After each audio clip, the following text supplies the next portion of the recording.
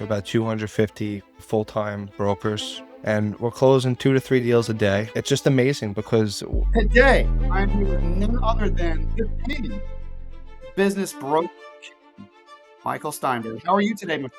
I'm doing well. Thanks so much for having me. I'm super excited to get started here. I'm excited too, man. Let's just get started with a quick introduction. I learned about you through YouTube, but I know you're on Instagram, you're blowing it up everywhere. Tell me a quick introduction about Michael and tell me the pizza story as well. Awesome. I appreciate it. So I started selling businesses in 2004, 2013, 2012, 2013, the beginning of 13.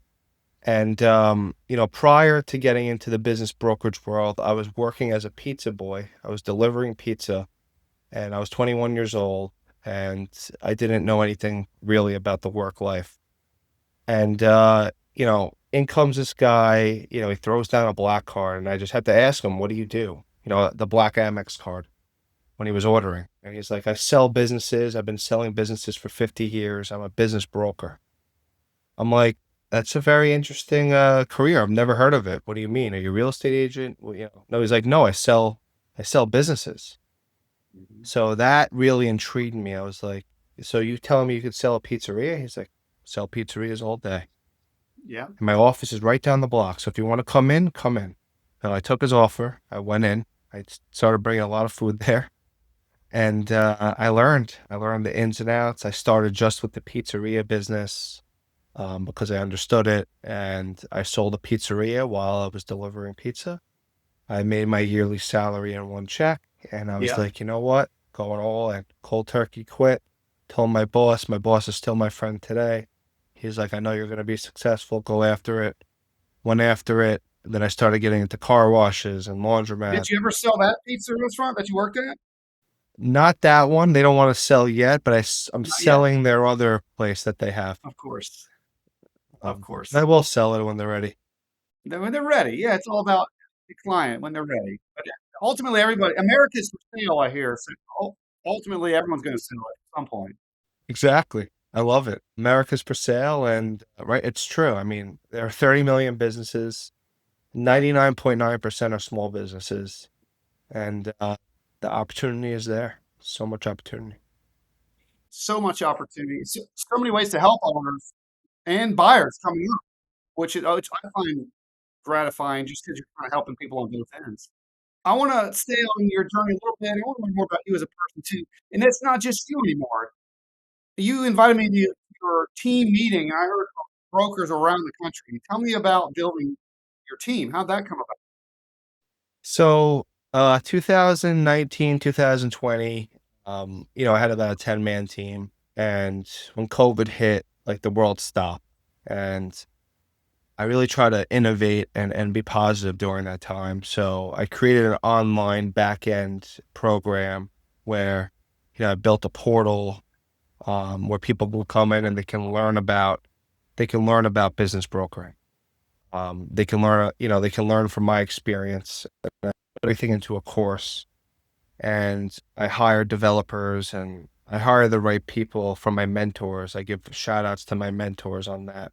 I basically built like a fintech style brokerage where people come in, they have to pay up front for their infrastructure that I built, their CRM, and Yeah, they learn. I teach them how to get seller leads, and it's working. I mean, right now we yeah, have yeah. over 1,000 listings, about 250 full-time brokers.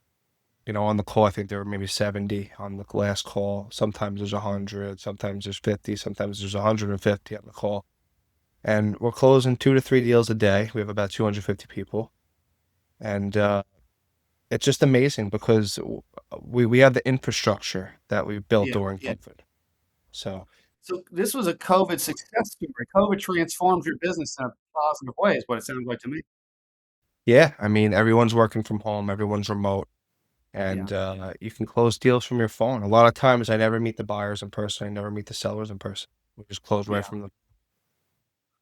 yeah. It's there's a positivity in everything you can get deep enough. Even COVID was a lot of people suffered from them. A lot of people did well too, and it sounds like you were one of them. Yeah, I mean, it's a terrible time. It was, but you always have to be positive in life. You have to try to come up with a solution rather than a problem all the time. So, what's the point of being negative? What's the point of having stress? Always try to think positive. No matter who you are, you can always learn and you can always be positive. You mentioned your mentor. I've seen videos with you and Kevin O'Leary, and some others. Tell me about how do you build relationships like that? You just got my opinion is just being coachable, always learning, no matter who you are. Even Mr. Wonderful, Kevin O'Leary, he's always learning. That's his mentality. He always wants to get better. Whether you're a billionaire or you're a janitor, you always have to have that mindset where you can always learn something from someone. And that's what I try to do all the time. I never have an ego. I'm always the first one to pick up the broom, pick up the mop, uh, whatever we got to do to get it done. And that's why I think people have a liking to me because I, you know, I'm just always trying to get better and I'm trying to add value and give back and solve problems rather than asking what my commission is or, you know, uh, how much am I making on this cold brokering deal? It's not about me. It's about how do we get this deal done? If we get this deal done, everyone's gonna make money, but everyone's gonna do a good service. So that's Yeah. my answer. Just giving back and then learning. Yeah, and I heard that on the call when I joined. You were asking how you can help your team, what resources they needed. I mean, they led the call, you just supported them. So I think that speaks volumes.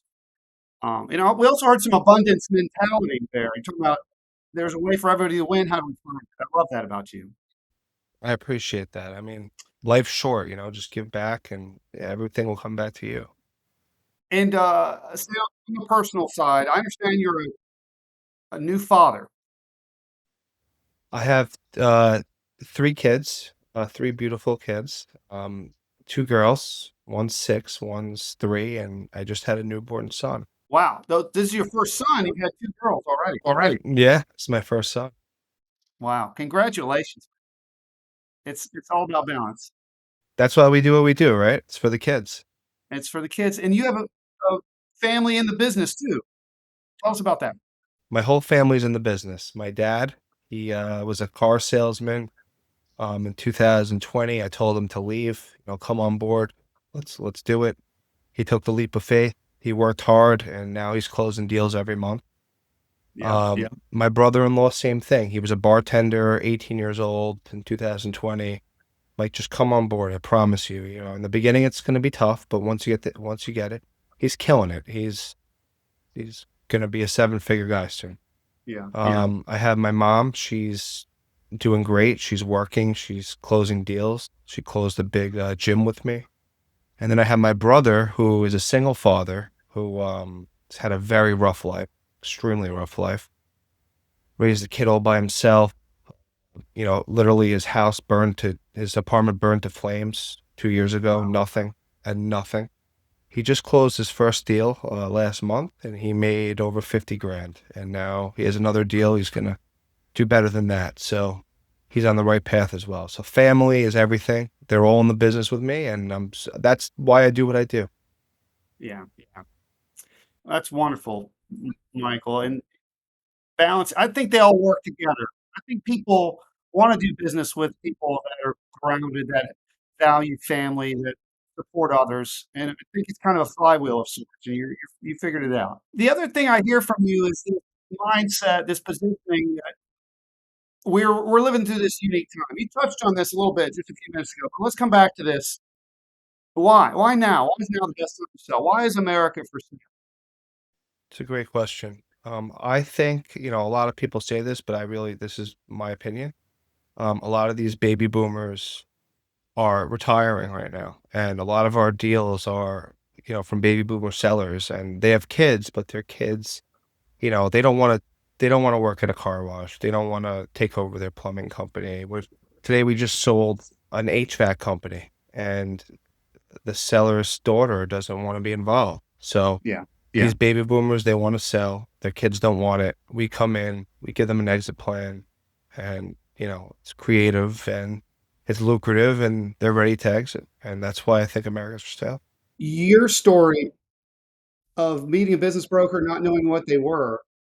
that was kind of my story too. When I sold my business, I didn't know business brokers existed. I knew I wanted to exit. I didn't know how. Are you still seeing this in today's age that owners just don't know they have these options? All the time. I mean, there's owners like, I had an owner from my accountant. It was a referral. He has like a $6 million a year business, steel manufacturing business. And he just was going to let the business go. And then we met and we were like, dude, like you have a lot of goodwill here. This is $1 million business. What are you doing? It's like, really? I could have probably got 50% out of him, but I did the right thing, got him the right buyer, and Yeah. he made money that he didn't even know he could make. I use the term empowering owners with their options for exit. It sounds like that's what you did with this owner. He didn't know what his options were. He sounds like he didn't do any prep work either. No prep work. Luckily he had a good accountant. So we were the financials were easy to access, Yeah, which was a yeah, huge plus in every deal. If you have a good accountant, that's definitely a help. yeah. Financial clarity is imperative, right? What, for owners that are watching, how else should they prep? What else should they do if they want to sell this year, next year, 5 years from now? What are a few things owners should do to get ready? Owner should definitely put his, if there's a cash component in the business, they should start showing everything. So when it gets time to sell, you can prove out what the real numbers are. I think that's very important. I think you should be able as an owner to go and take a vacation, and the business should run the same as if you're on vacation as when you're there. That's important as well, because when you have a business that's a well-oiled machine, it's worth even more. What else? I think, really focusing on a monthly recurring revenue is huge in business because you get the most multiple on that MRR.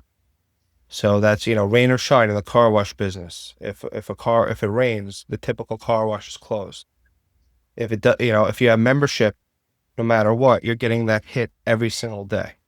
So having that monthly is huge. You're a car wash owner, is that correct? I'm actually sitting in one of my washes right now as we're talking. Why do you like, you mentioned this a little bit, but why car washes? There's a lot of OpEx involved, right? And there tons of equipment and everything. Yes, there's a huge depreciation play where you can write off. It's a great tax benefit, especially for guys like us that make a lot of 1099 income. It's great to have this depreciation. That's number one. Number two, where I am, you can build car washes. You only can buy existing locations. So it's like owning the real estate. And if you Yeah, have a yeah. great lease and a great rent, and you're in an area where you can drive membership and there's a tremendous upside. It's just a good business if you have the right people in place. And that's what I have here. I have my managers here today. We're closed because it was raining, but we empower our people. That's business. So I just Yeah, love yeah. that in the business. So scarcity, there's opportunity when others can't move in, but you control that space, that business. That's what I'm hearing. Yeah, this place was a dump. We took this place over. It was a complete dump, but it was a gold mine location. So we just bought all the brand new equipment. Um, we're prepping for the new renovation, and there's just so much opportunity, and everyone would be interested in some point. If you know about these options, it's really interesting. It's just a great. Yeah. So you just touched on kind of a different angle of instead of buying like something that is cash flowing and you're already in top position to buy, they say in real estate, the house has good bones. It sounds like you found a business, you saw the opportunity there and it was distressed and you knew how to turn it. Do you do a lot of that type of stuff? Oh, 100% for my top clients myself. Yeah, yeah, I get them the best deals. I leverage the seller financing angle. I uh, I go after it with the sellers on the financing. I I see the vision, and I just know, I also have the team, right? That's everything, is having the team. When you buy a good business, that you inherit the staff. If yeah. you're an operator and you have your own team also, and you bring your team on, there's so much creativity and there's just so much opportunity right now. Insane. When you speak of the team, are you talking about the Headstone team? Or are you talking about the businesses that you're buying and the team that you're bringing into the businesses? Both. So the You're buying? Headstone team, I have great operators. I have great managers in place that we can come in and they're handy and they can renovate. And then I have the private equity side where we're buying these washes, laundromats, and we're just, we're taking things that don't look great and we're just making them look better. And that just helps so much in business. Yeah. And another lever that you are exercising, and we touched on this, is your social media. Now, you described yourself to me as addicted to Instagram. Tell me a little bit more about your relationship with social media, how you use it, how it's grown over time, and just how you see this as part of your business. Social media is the most important thing to me and out of everything. It's more important than car washes than anything. Because if you can if you have 600,000 followers, imagine 600,000 people in one room just watching you at all times. So I've been doing it for 4 years straight, never took a day off. Never, no holidays, nothing. Never will take a day off ever. And it's just helped tremendously because it's awareness. And I recommend every single business owner to just get in front of the camera. I know it's tough in the beginning, but it's going to help you so much once you just get your message out there. And it's just, it's everything in business. I Yeah, can go yeah. do classes about social media and just help people change their businesses. You've been on Instagram 4 years, you said? About 3 years every day straight. I'm curious how, and you're strong on Insta, you're strong on YouTube. I don't know if you're on TikTok or X or the others. How has social media changed in the time you've been on? The algorithm is always changing every day on Instagram. A lot of people are trying to, there's a lot of people out there. The thing is, I don't really focus on anyone else on Instagram. Yeah, I don't even scroll. All I do is I created my Instagram as like a biz buy sell. I get similar traffic to biz buy sell. I get way more traffic on my Instagram than on my whole entire company's biz buy sell. I get 3 million views a month. yeah, I do a yeah, post on a laundromat. I probably get 100 buyers from that one post. But I would say 75% of them aren't real. yeah, But, yeah. you know, you change the concept of your videos, over time. You always try trial and error. Like I used to do different types of videos. Now I'm doing other types of videos in my listings and I see that they're working better. So I continue that type of video and you learn as you go. I have seen the evolution. I think it's interesting, and I think it's a service to your clients. You mentioned biz by sell, they're kind of the elephant in the room. It's the Zillow of business brokerage, but you're saying I don't even need them. I got my own vehicle here to reach buyers. I control this. I've done so many deals on Instagram. Like for an example, I'm closing on the car wash this week. I got the listing on Instagram. I put Yeah, it on yeah, my story on Instagram. I got the buyer on Instagram and I closed the deal all from Instagram. I bought this car wash with a partner that I met from Instagram. yeah. I started my mentorship program with Headstone. I have 75 people on my mentorship program. Everyone's closing deals. I mean, Instagram has changed my whole life. Yeah, yeah. It's a megaphone, and you've learned how to use it. You learn how to use it. And I'm not on there I'm not like scrolling and looking at people's stuff. I'm just tunnel vision doing what I'm doing. I'm bringing in the leads and I'm just handling the leads. That's it. It seems like a lot of inbox movement. People are direct messaging you. You must have hundreds of direct meetings. How do you even manage all of that?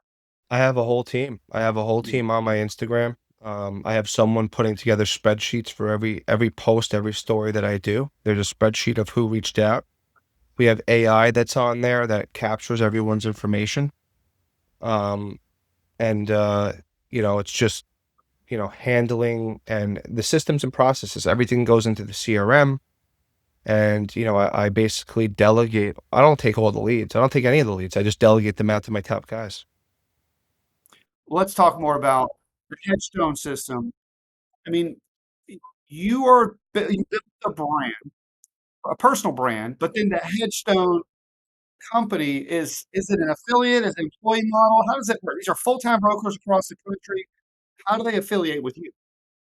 So they're all full-time 1099 advisors throughout the country that work. If they're not licensed, they're only able to work in the 34 states that don't require a license if they're not licensed. I'm Yeah. licensed.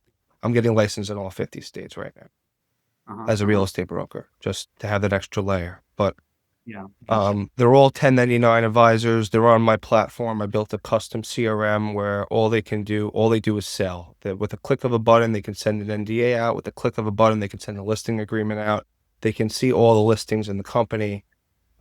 We have all different boards on, how to, just all like the how-tos, how to vet a buyer. All the educational information is there. You're going to learn if you're going to do business brokering full time with Headstone, and if you're going to give it your all, you're going to make money. Yeah. If you really want it, if you want it that bad, come on to Headstone. You're going to get mentored by teams. Like we have all different teams in Headstone. We're closing 2, 3 deals every single day. We have 2 to 3 closings every single day. And it's because we're a family and we care about each other. Everyone here is to help. I have the best people in the world at Headstone, and we're just a big family, and we all want to see each other succeed. I love the passion that you speak with, Michael. And I think you're right. People learn by doing deals. You've got courses, I understand, in your CRM, classes, um, onboarding. You can do a lot. The software you built sounds pretty amazing. But at the same time, people get to actually see deals get done. I'm sure they learn a ton that way. Oh, you get mentored. There's people that have been doing it for years that will mentor you on my teams. I have this 92-year-old guy that started with me. I have him on my payroll just to have him one-on-one with people that need help. We we provide the best service possible if you're a broker with Headstone. We're gonna help you unless you don't want it. Like unless you're gonna say I don't want it, then we won't. But if you want it, you can make so much money, but not even about the money. You will learn so much. Every deal will teach you something. Yeah. And I mentioned this weekly call. You're holding company calls and people are sharing what's going on with these company calls. How does that work? The company calls? Yeah. Yeah. So every day of during the week, usually Tuesdays, sometimes we have 2 times a week. Each team has multiple meetings a week, 3 to 4 meetings a week, but the company calls once or twice a week. Everyone's on the call. We announce the new deals. We go over the deals that we've closed. Um, the senior advisors go over everything that everyone asks questions on. I'm in a situation. How do I do this? How do I do that? I got a buyer that wants this. Does anyone have any listings for that? And the biggest thing about Headstone is the communication. The better we communicate, how we communicate is the most important thing because there might be a broker that has a buyer that wants to buy a car wash in Florida, and they don't know about that pocket listing that just came up. And when we're on the call, someone might have just picked up a listing. So if we can really communicate as effectively as possible, the Mhm. sky's the limit, and that's what's happening right now. And digging a little deeper, are you doing buy and sell side within your firm? We're representing sellers. We're not doing any buy side Okay. Okay. representation. So maybe we will. I mean, but right now Buy side's the tricky side. that's a tricky side. Yeah, right now we're just dealing with sellers, and in the name of the game in Hedgestone is how is listings, getting quality listings that are priced correctly and have 10% fees. So it just makes it easier when we have that 10% fee. Yeah, yeah. And you do a lot of commercial real estate too. You mentioned getting licensed in all 50 states. To me, that's the tricky part is blending real estate with business. Any thoughts on that? Yeah, I'm licensed. I'm a licensed broker. Right now in Florida, New York, and in other states as well. I'm getting licensed in 13 other states with a reciprocity test right as we speak.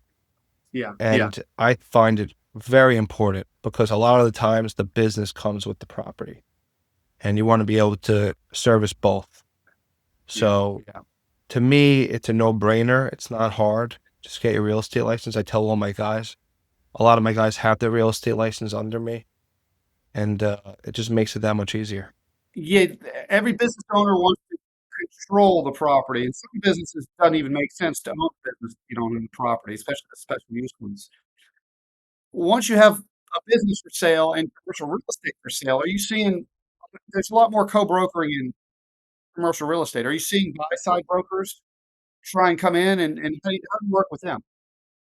I basically just do it as a referral, where they would come Yeah. in, they would Yeah. introduce me to their buyer, and they would just, get a referral fee. I don't I want to see. I see. respectfully. I Yeah. nothing against Yeah. nobody. It's just that to me, it's all about control. No, it's true, and this has been debated about a lot in business brokerage, but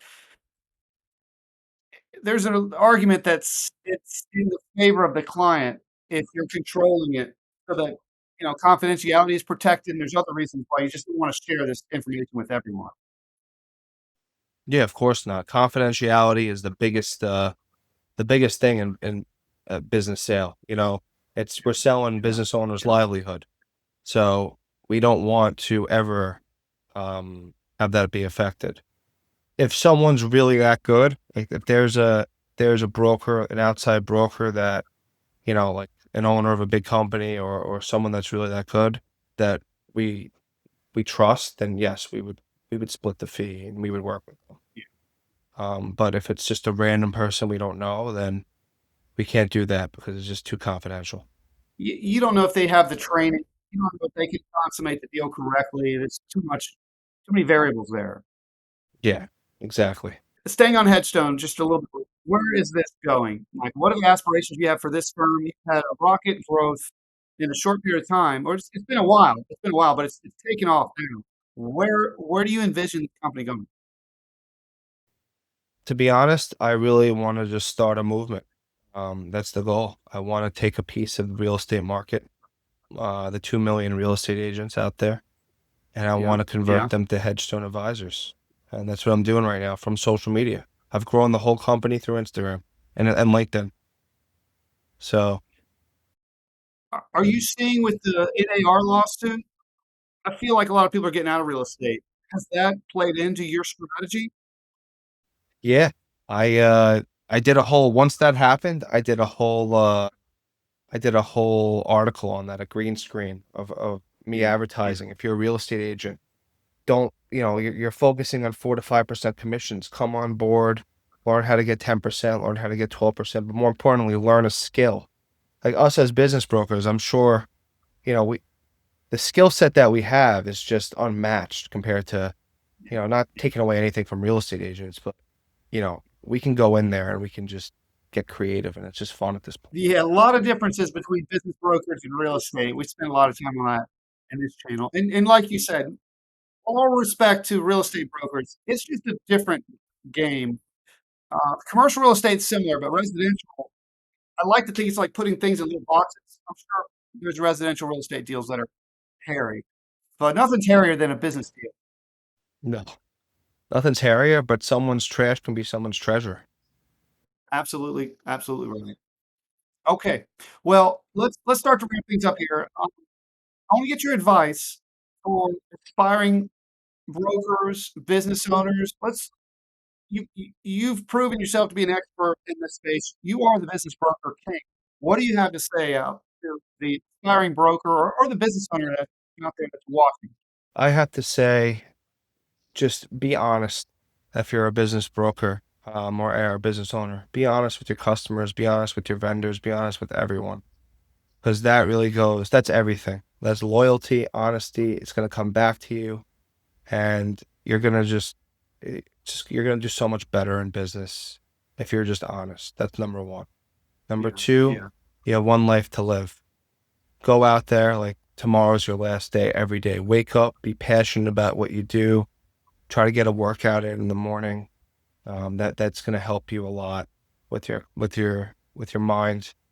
Um, and just go after it every day and love what you do. If you don't love what you do, you're not living. So, like for me, I love what I do so much. This is not work. I don't have a set time where I come home I come home for lunch at 12 during the day. I leave. I get back at 7 at night. I might stay home. I don't know, but I'm always working.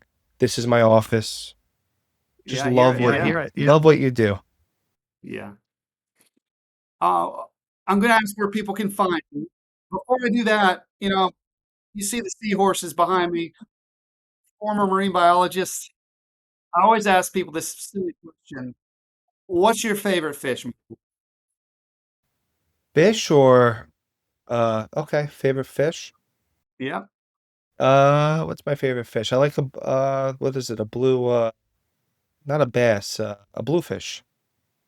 What is the no, marlin? marlin? Not a marlin. My father caught a marlin. Yeah, I like marlins. I can say a marlin. Okay. I'm a So huge animal and marine. I love wildlife. I would say a marlin. me too. Me Marlin's too. a good one. Dude, those deep sea pelagic fishes, the open water ones that are just cruising through the ocean at lightning speed. They're tearing apart the bait balls. I think that there's some parallels with you. No, maybe. All right. Well, tell the people where we'll put this in the show notes, but where do you want to direct people? If they want to learn more about you, your company, follow you on Insta, tell them how to find you. Thank you. Follow me on Instagram, Business Broker King, YouTube, Business Broker King, or just go to my website as well, headstone.com, and you'll see all of our listings. And if you want cool content, go to my Instagram. Love it. Love it. Love it. Well, thank you, Michael. On behalf of the Business Broker King, this is Neil Isaacs saying Mahala. Till next time. All right. So I just wrapped with Michael, and I hope that you took what I took from Michael is this abundance mentality. The guy, what? I had this thought about Drake started from the bottom. Now the whole team is here. Um, that sounds like what Michael did, right? He started doing pizzas. He met a business broker and he's like, I could do this. And then he just kept on building. And then the pandemic happened and he built even faster and better and bigger. And he took something that could have been awful and he made it into something pretty cool. Pretty cool indeed. And I love the fact that he's doing it to help others. He's got his priorities right with his family, with his new baby. He's obviously interested in serving his clients, and there's nothing wrong with making money along the way. That's what I got from interviewing the business broker king. I hope you took something from that as well. Whether you're a business owner, you want to be a business broker, you're a business buyer, Michael's doing it differently. He's not relying on the old tricks. He's leveraging social media in a way that I don't think anyone else is doing on social media, especially for business owners looking to sell. I hope you learned something because I know I sure did. Thanks for watching. We'll see you next time.